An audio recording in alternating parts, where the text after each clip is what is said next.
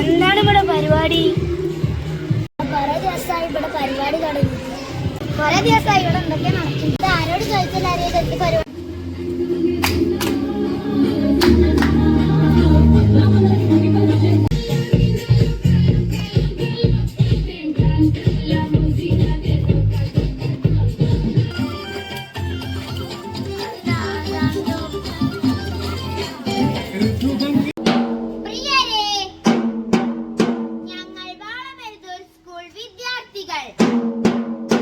വാർഷികത്തിന് ശേഷം ഇതാ അടുത്ത ഉത്സവം.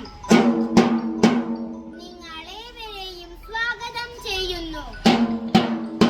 നാളെ മാർച്ച് 11 ചൊവ്വാഴ്ച ഞങ്ങൾ വാളമെഴുതൂർ വിദ്യാർത്ഥികളുടെ പഠനോത്സവം വിദ്യാലയ മുറ്റത്ത് കൃത്യം 11 മണിക്ക്